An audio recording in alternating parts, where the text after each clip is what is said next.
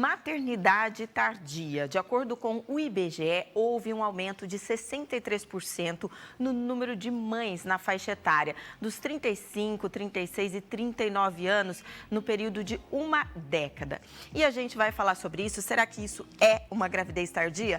Eu tive meus filhos antes dos 30 anos, né? Naquela época a gente tinha com 20 e pouquinhos anos, mas a gente percebe que a mulherada até depois dos 40 tá pensando aí em engravidar. O nosso convidado de hoje é o ginecologista especialista em reprodução assistida, João Graça. Doutor, tudo bem? Seja bem-vindo mais uma vez. Olá, Patrícia, como vai? Certo? Tudo bem? Prazer Fique em revê-la. à vontade. Com licença. Primeira pergunta já é, doutor, para saber assim, quando a gente considera uma gravidez tardia? A partir de que idade? Patrícia, o conceito fala em 35 anos, o que é um pouquinho estranho, né? Porque cada vez mais as mulheres, como você falou, estão engravidando mais tarde. E 35 anos, hoje em dia, ainda é uma idade muito jovem para as mulheres, não é? Sim. Antigamente, como eu falei, assim, né? A minha filha mais velha tem 24 anos. Eu tive ela, assim, de 25 para 26, meu filho com 29. Quer dizer, hoje em dia já tô fora dos padrões, né? De forma alguma, não tá fora dos padrões, não. O que acaba acontecendo é que antigamente a gente acabava vendo que a gravidez ela era muito mais comum antes dos 35 anos. Realmente, mas isso há 30, 40 anos atrás, é muito mais tempo do que isso. Hoje em dia, a gente tem visto um acréscimo muito grande na incidência da gravidez a partir dos 35, dos 40 anos. Como você falou, o dado do IBGE nos mostra que a incidência de gravidez após 35 aumentou em 63%. A gravidez após os 40 também aumentou, ao redor de 55%. E também as gravidezes entre 45 e 50 anos. Isso vem aumentando com frequência. Eu queria até para a gente falar dessas várias faixas etárias, doutor. Antigamente a gente falava que depois dos 40 era um risco engravidar, né? Um risco para a mãe e para o bebê. Isso virou um mito? Isso ainda é uma realidade? Ainda existe certo risco, mas é diferente do que era antigamente, né? A medicina evoluiu muito nos últimos 30 anos. Então, claro, uma gestação após os 35 aumenta um pouco o risco de pressão alta, por exemplo, é o dobro do risco do que uma gestação antes dos 35. Após os 35 é o dobro do risco de diabetes gestacional, da mesma forma de restrição de crescimento e de parto prematuro. Mas tudo isso é manejável. A mulher ela tem que cuidar da sua saúde antes de engravidar. O ideal é que entre numa gravidez, mesmo que seja após 35, 40 anos, com boa saúde, com bom acompanhamento médico, com a pressão estabilizada, caso seja uma paciente hipertensa, com o peso adequado, caso tenha algum risco de sobrepeso, e com acompanhamento médico adequado, né? Isso tudo reduz bastante esses riscos que a gente costuma falar. Para as mulheres que estão aí assistindo, se inspirando, né? Porque o nosso programa é feito para inspirar essas mulheres. De 35 a 39 anos, a gente tem algumas famosas que também acabam inspirando, né? Tantas outras mulheres aí a terem filhos. Dos 35 aos 39, o risco é menor, então. Sim, o risco é menor do que seria dos 40 em diante. Mas o que a gente costuma falar para essas mulheres é que a nossa maior preocupação é com outros problemas. Então, um dos maiores riscos dessas pacientes que vão engravidar mais tarde é a infertilidade. Então, cada vez mais a sociedade está mudando, as mulheres estão predispondo outras situações. Elas estão buscando primeiro estabilidade financeira, estabilidade emocional, estabilidade conjugal, encontrar o parceiro correto para daí ter filhos. E isso a gente tem visto uma mudança importante nesse padrão social nos últimos 20 anos. Então, cada vez mais os casais estão demorando para engravidar. Então, só para ter uma ideia do impacto disso, a taxa de infertilidade num casal de até 35 anos é ao redor de 10 a 15%. Agora, em casais entre 35 e 40 anos, essa taxa vai para 40% de infertilidade.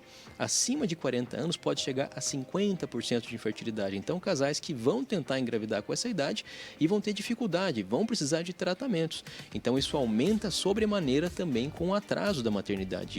E esse é um dos maiores riscos que essas mulheres podem enfrentar ao longo da sua vida reprodutiva. Tem que estar ciente desse risco, né? Ela pode ainda assim optar por isso, mas ela tem que estar ciente que a fertilidade vai diminuir. Sim, sem dúvida. A orientação médica sempre postergar o mínimo necessário, né? O mínimo possível. Quando possível, não postergar demasiadamente a gravidade. E existem também procedimentos que podem ser feitos para trazer mais tranquilidade para essas mulheres, como por exemplo, congelamento de óvulos. Eu ia perguntar isso, doutor. Mas esse é um procedimento ainda que não é acessível à maioria das mulheres, né?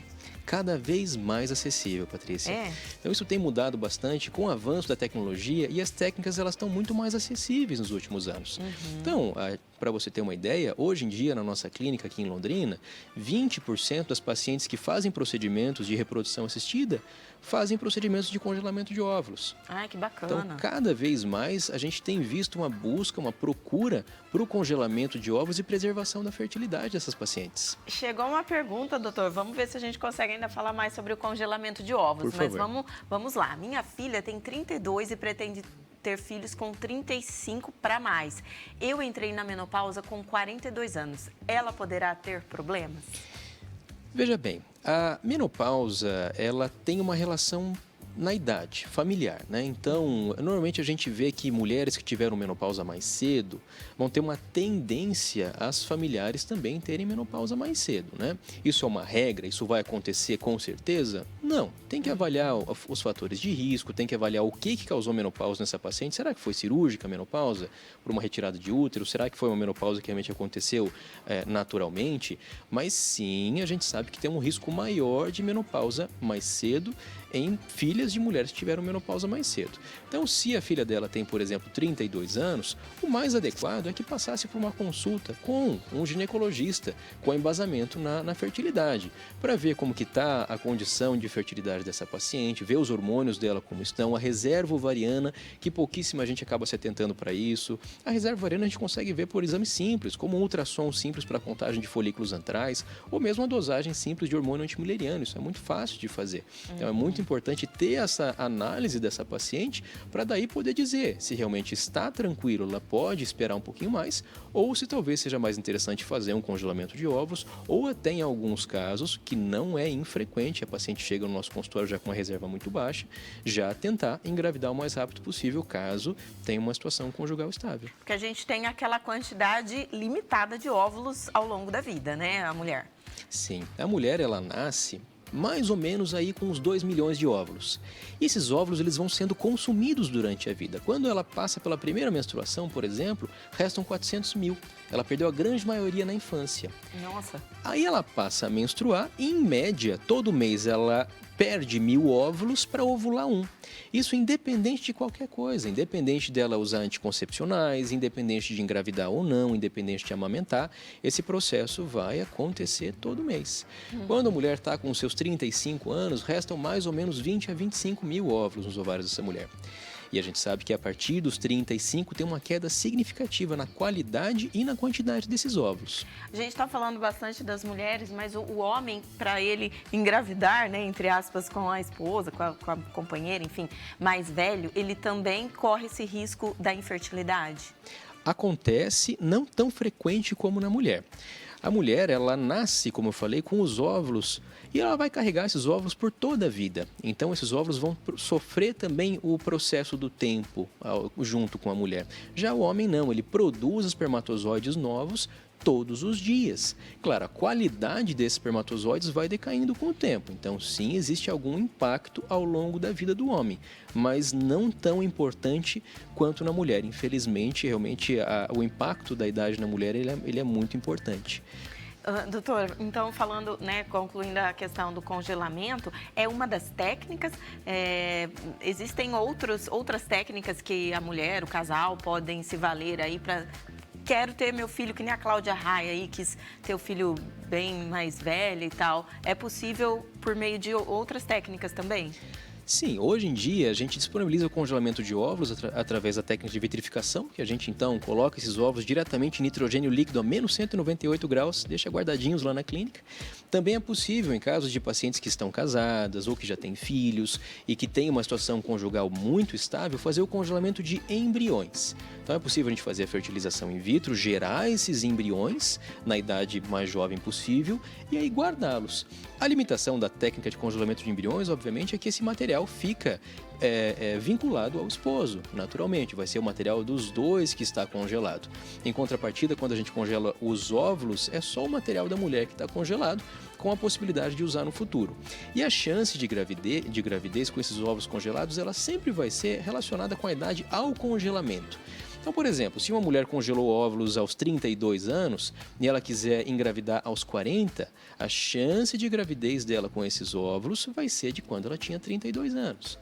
O risco de ter alterações cromossômicas, como síndrome de Down, Turner, Edwards, vai ser a mesma que quando ela tinha 32 anos. Claro, essa paciente tem que estar com a saúde em dia, tem que estar com os seus exames controlados para ter uma gravidez saudável aos 40 anos. Hoje em dia, infelizmente, a gente não tem outros métodos para postergar a maternidade. Então, não existem remédios que a gente possa usar para retardar essa perda. E isso é interessante porque muita gente acredita que usar anticoncepcionais vai preservar os óvulos. Então, muitas mulheres acreditam que usando os anticoncepcionais, elas estão guardando a reserva, estão deixando de ovular. Quando não, esse processo, infelizmente, de perda de óvulos, ele continua acontecendo ao longo da vida, independente de anticoncepcionais. E para quem quiser ter filho naturalmente depois dos 40 anos, ela está com a saúde em dia, né? E foi uma opção. Tem como, se ela estiver menstruando, tem como. Sim, eu sempre falo para os meus pacientes, enquanto existem espermatozoides, enquanto existem óvulos, existem chances. Então, a maioria dos casais, eles vão engravidar naturalmente, sem nenhuma necessidade de técnicas de acompanhamento ou de reprodução assistida. Só que nós temos que entender que a fertilidade humana, ela é limitada. Então, por exemplo, se um casal jovem está tentando engravidar, sem nenhum problema, um casal de 25 anos que não tem nenhuma dificuldade, a chance desse casal engravidar por mês, mesmo formando embriõezinhos, esse embriãozinho chegando dentro do outro, na natureza, é de 25%. Ou seja, 1 a cada 4 casais vai engravidar por tentativa, casais jovens sem nenhum problema.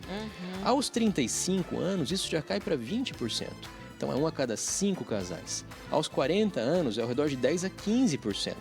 Aos 43 anos, ao redor de 8, 5%. Aos 45 anos, ao redor de 1% ao mês. Então, essa chance, obviamente, ela existe, mas quanto mais a pessoa posterga, quanto mais o casal posterga, essas chances por tentativa são menores. De uma maneira geral, a gente sempre fala, pacientes que têm menos do que 35 anos, que não estão conseguindo engravidar em até 1 ano de tentativa, procurar ajuda. Pacientes com mais do que 35 anos, que estão tentando há mais de 6 meses e não estão conseguindo, também procurar ajuda de especialista. Maravilhoso, doutor. Sempre assim, uma aula, a sua participação aqui. Muito obrigada mais uma vez. Eu que agradeço a oportunidade, Patrícia. Seja sempre bem-vindo.